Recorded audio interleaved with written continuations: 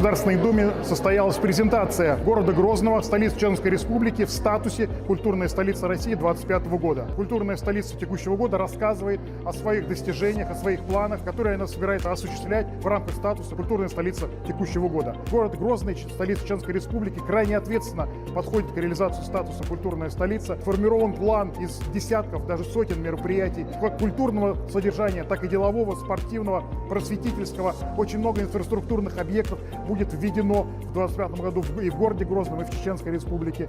Мы, собственно, с большим уважением и с большой гордостью наблюдаем за развитием Чеченской Республики. Считаем в этом грандиозную заслугу главы республики Рамзана Ахмадовича Кадырова, героя России. Достижения и планы Чеченской Республики мы продвигаем среди других городов, показывая их в качестве образца, как нужно реализовывать статус культурной столицы года.